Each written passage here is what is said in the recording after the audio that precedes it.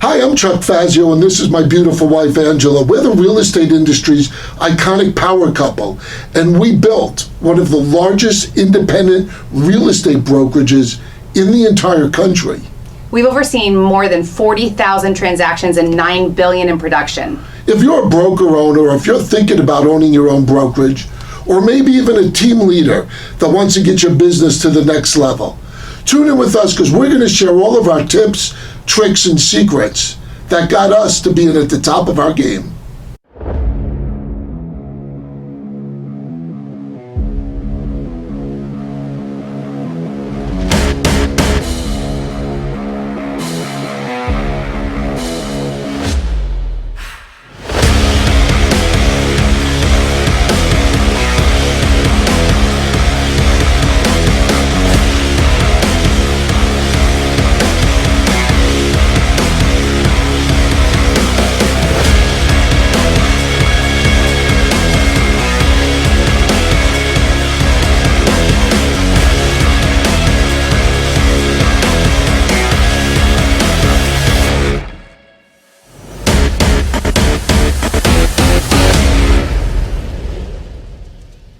Let's talk about the 5 mistakes to avoid when hiring staff.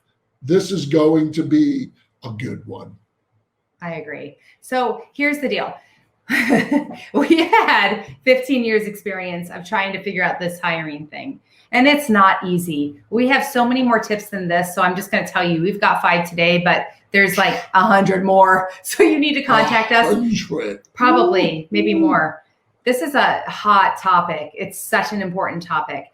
And It's probably one of the hardest things in building a company. it was probably one of our biggest pain points in growing a brokerage Yeah. and making this work. Yeah. But thank God we did succeed at it. So the first thing we're going to talk to you about, it is a major mistake to only have one interview. Oh, It is a major I know, mistake. man. As drivers, Yes. most owners, you're drivers. We're like, you sound good, you're hired. That is such a mistake. There's so much more of a process that needs to happen because, listen, they're going to put their best foot forward in that first interview, and it could look nothing like their real self. No, nothing. They're not going to show up the same way. So if you hire after one interview, it is a huge mistake. Oh my gosh. How many times we're like, who hired that person? We're like, it was so clear in that very first You're like, 15-minute interview that we just them. had. Bleh, that's stupid. Don't do that. That's number one. What? Yeah. That is Number the 2, dumbest thing. don't hire someone that you don't like just because they're qualified. I mean, Don't there do were so it. many times we were like, yeah, but they're really qualified. But I don't like them, I but don't like them, but maybe they'll do a good job. Guys, you're going to No. work with them. You're doing like you're building your company or your business yes. or your team based on that person. You need to like them. Like them. We're probably talking to only smaller or medium-sized business owners. And that means you're there working with these people. Constantly. There are great people out there. Be patient. You'll find them. Guys, I remember that one story that we would drive up to work and you got that one employee's car that was there. Now, remind you, they're working for us. We pay them. And we were like, oh my God. I don't want to go in. They're here today. There's their Of course car. they're here today. You hired them, you idiot. I'm talking to myself. Oh no. And we're like, terrible. you don't want to be with them, and yet you're paying them Yes. to be there. And Bad idea. wow, bad idea. Bad idea. It's not worth it. No. There are too many people that you can hire. The third one, this is if you are an entrepreneur, a driver, somebody who's going after it, you're building a company, do not talk too much in the interview.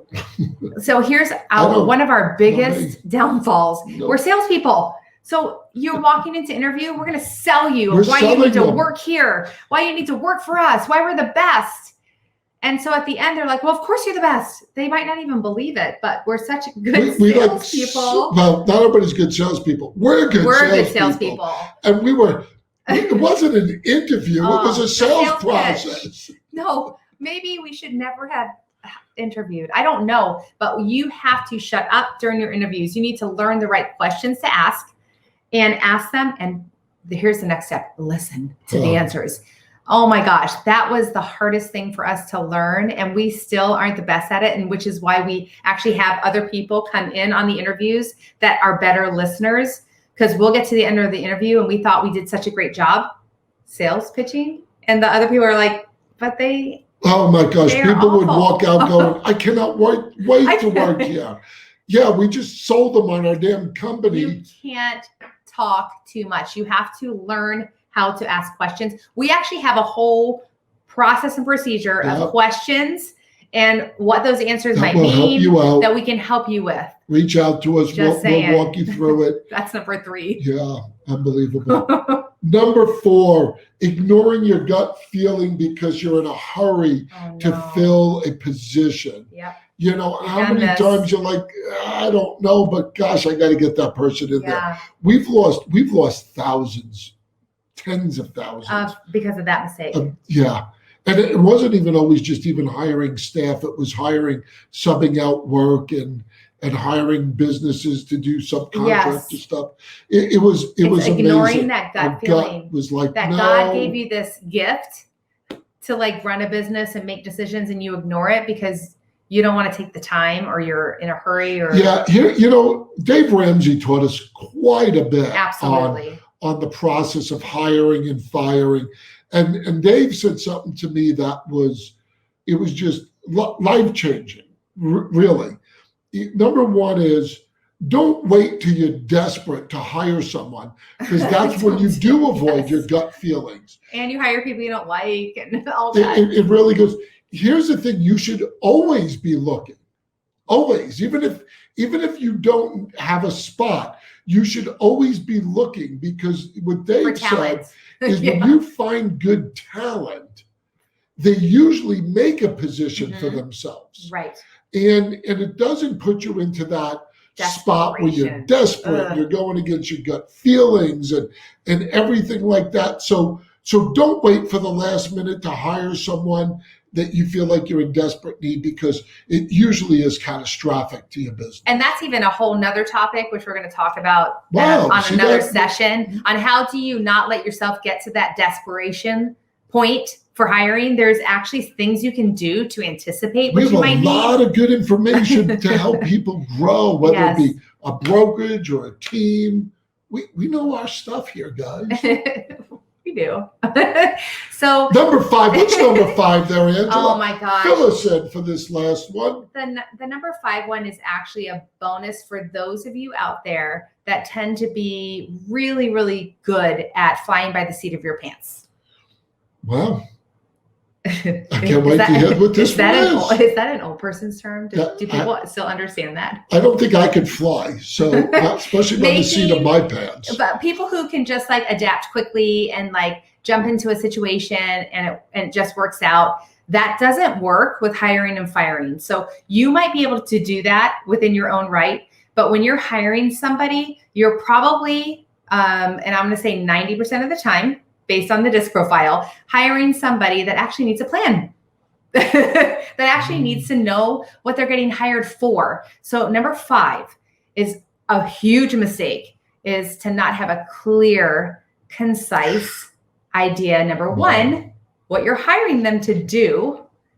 And number 2, how to get them there. Like, you've hired them, you've determined like how to get them to the interview, like their car, pick them up, maybe Uber. I wish it was that easy. But like when they show up, will they have all of the things they need, like a computer, a phone, a desk, a chair, a login, you know? But also, what is how about a key to get in the door? How many times somebody's waiting outside because nobody let them in yet?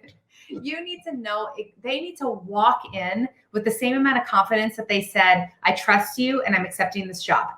I trust you, I'm accepting this job. So I'm going to show up the first day, and I need to actually live out that trust from day 1, which means if they sit down and they're supposed to be calling people, they better have a phone. If they need to be doing something on the computer, they can't be like, where's my computer? If they have to learn a new skill, even though they have all of this great background knowledge that you said, I want to hire you for, they need to know, okay, how do I apply that? Give me step 1, step 2, step 3, step 4. If you don't have that plan, this is This is one of, we're telling you this very short list of all the great mistakes we made. This is a horrible mistake we made. We set people up for failure in the beginning because we did not have this plan. We figured they just show up and figure it out. Well, that's not fair. Yeah, I think one of the biggest things that we learned, that you guys have learned, if you are a business owner, broker, or team leader, most likely on the DISC assessment, you're a driver. And drivers could work and function that way for the most part. Nobody else can. And some of the other staff you're hiring are S's and C's, and they can function that way. And you wonder why they're quitting after a week or two. Gosh, that happened to us so often. And you're a fool. You're a fool if you do not value those people like with all of your business, because if you have all of these strengths, you're hiring these people to come alongside you to make you whole. But yet you invite them in and they're not even equipped to do what you're asking them to do. Set them up for failure. For failure. We did that. Oh my gosh. Horrible. Yes. Horrible. Yes. So now wait. Dave says to be unclear is to be unkind. It is, and it's true. So now we're not good at that, but we have people around us that are good at that, so that they can come alongside these new people and say, here's exactly what you can expect. This is what it means to be successful. Here are your KPIs. Here are your things that you have to accomplish, your goals, your equipment, and here's how you get started. And if you want to know what your KPIs and KRAs and what all that means, absolutely, reach out to us, right, Angela? Did you just say KRAs? I'm so impressed. Come on. You need to call us. We can help you with those things. How do they reach us, to Angela? close, listen to me. We have closed over 40,000 transactions, $9 billion in production. You can call us. You can email us. You can text us. Click the subscribe. Ring the bell. We are here for you. Reach us out. Reach out anytime. We're here to help. We love helping businesses grow. Team leaders grow. We know this business like the back of our hand. Don't go through the same mistakes we did. And we're glad you guys tuned in. Look forward to chatting with you again. Hope you have a great day. God bless you guys.